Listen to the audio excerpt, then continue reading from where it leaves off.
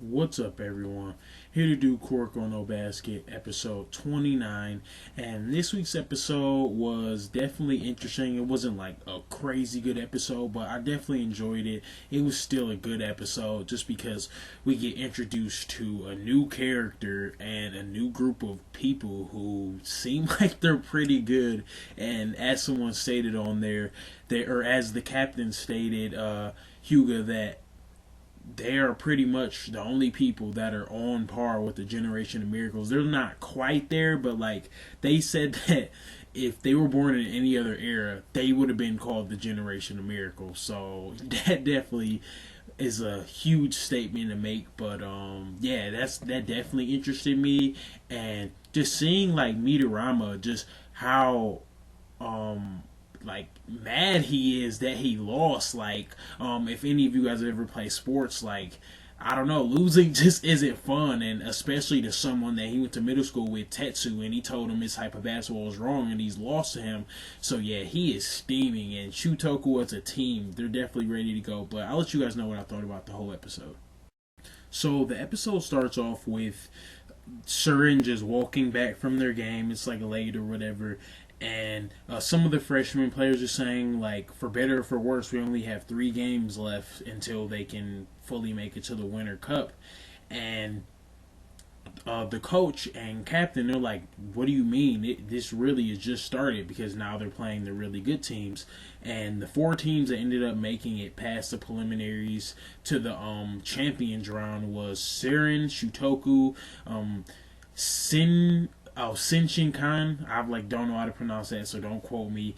And a team called Kurosaki, which that team definitely interests me just because of, as I said before, the character that we got introduced to. So all those teams advance, and like a lot of players are saying, well, oh, we're good now, but I guess they lost to Shinshiken a couple of, or 2 times. So yeah, they definitely need to beat them this time, and they're actually one of the kings. So yeah, they're no pushover. But after that, Kuroko asks Kagami for help, and he wants him to help him practice his move, I guess, or perfect it.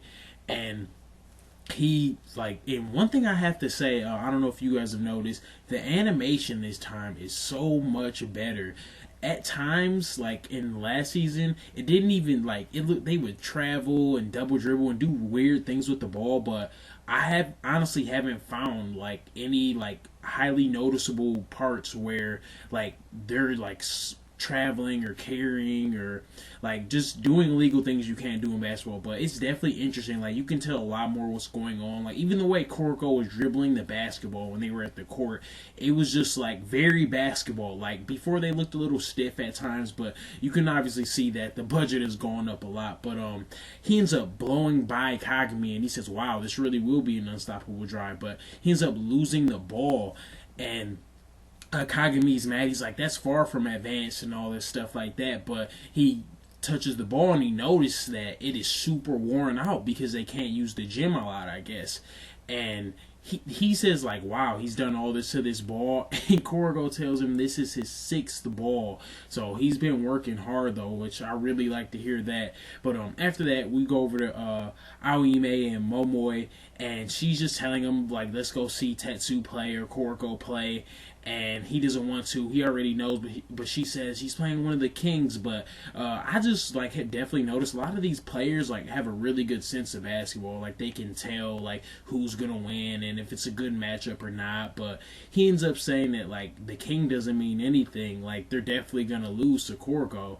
And we get over to there, and they're playing Senshiken, and they are beating them and destroying them. Like, they're playing really well, and everybody is like, Surin is like a new team, like they're really good, and they end up beating one of the kings, as I say, because I guess Senshiken was one of the kings. And after that, like, some people that are watching the games notice that the Kurosaki first string isn't playing Shutoku, which is the game next to them, and they're like, everybody's like, why wouldn't they play? But a shady character who we get introduced to in a little bit says that it doesn't matter because their last 2 wins are already decided. So they're pretty confident that they're going to win. But we go over to Surin's locker room, and actually before we go to the locker room, we have Shutoku and Surin just staring each other down, and they look so pissed. Shutoku, like, they look really mad, and we go to the locker room, and like a lot of the freshmen are like, "Oh, well, we already beat them, and plus we have Kyoshi, so we should be a lot better, and we should definitely beat them." And everybody even says, like, the main players are like, "Well, that kind of shouldn't have happened. Like, they're way better than us even now." So yeah, like, they're way better than them, and it was kind of a fluke, is what they're saying. Like, they're really gonna have to like beat them and try this time, and they're saying that they're the better team. And most better teams, I kind of understand what they mean, because if you know you're better than a team, you're not kind of gonna try as much as you would. But they've already lost to them, and they're a better team, so they're gonna be throwing everything they have at them. And I really liked like how like the realism of like these matchups and the psychological part of when they play teams. I just think is really interesting. But as they're leaving the locker room or the area, Kyoshi says he left something, and that's when the captain gets into a little backstory. And this is one things that are really interesting in my opinion. They talk about the uncrowned kings, is what they call them. They're 5 characters who would have been the Generation of Miracles, who are a year older if the Generation of Miracles didn't exist. So yeah, these people are obviously really good, and they say they're the only people that could probably clash with the Generation of Miracles, so that definitely interests me. But we get introduced to the shady character, and his name is Bad Boy Hanamiya, and yeah, his character design looks really cool. He definitely has caught my interest. And one thing I also have to say is that like the character designs are so different. Like I don't know about you guys, but in some anime and manga in general, like some characters look similar, but in Kuroko no Basket, it seems like everybody like is so unique. And I definitely love unique characters and them having like their own personalities. And the captain also says that if Kyoshi is the most honest player, Hanamiya is probably the dirtiest player or the worst. So it looks like he plays pretty dirty.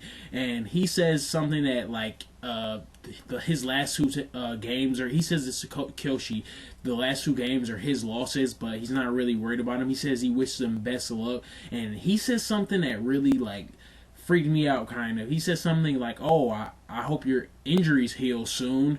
I'm going for you." And I just like, it makes me wonder, like, is he the type of player that would like purposely injure someone, or maybe did he injure Kyoshi? Like, I'm really curious to see what's going on with that. And also I have the question of, so is Kyoshi not at full power? Like, he obviously, we haven't played any really good big men yet, so it's hard to say. But I definitely like, that's a big question in my mind. Like, is he still hurt? So possibly he could be better. But yeah, that definitely interested me, just like what he was saying. He definitely seems like he's up to like no good.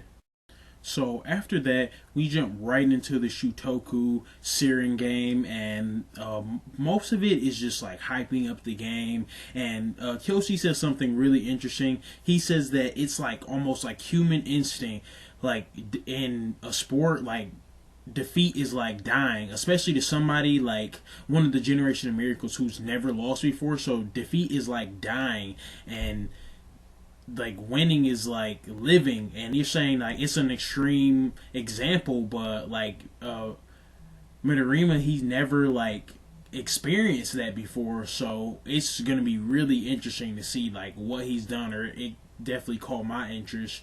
And after that, like, by the way, I have to say the OSTs in this show are like, they're even better than last time, and they were really good before. But we get this pretty epic background music, and we have Siren and everybody on their team saying that they're Shutoku, they're not the only ones starving for a victory, or yeah, for a victory, just because like they don't want to lose again. They have lost before, and they're just saying that like they want to win also. And after that, we go right into the game, and or actually, I'm sorry, Midorima. They're like showing him, and he is like crazed. Like something is wrong with him. Like he's possessed. He wants to beat them so bad.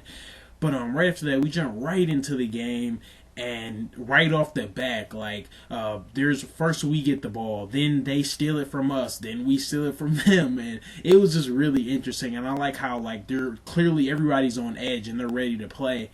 And immediately, Midorima starts shooting jump shots, and Kagami is just blocking them. He blocks like 2 or 3 shots, and some people start to notice, like, it's not like this, not really noticeable, but Kagami is actually jumping higher than before, and everybody already thought he could jump really high.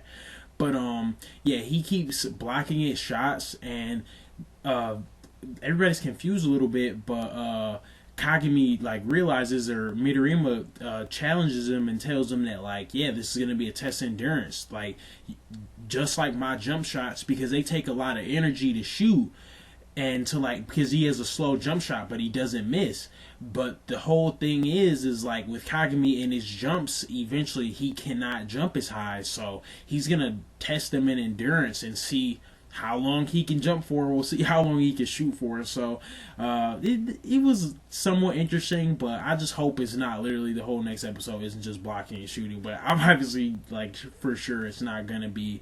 But as I said before, pretty good episode of Kuroko no Basket. Not like the greatest, but it definitely wasn't bad. Like, it was a good episode to me, especially because we got introduced to a new group of characters. Nice to know that there are other people on par with the Generation of Miracles. But that's all I have, and thanks.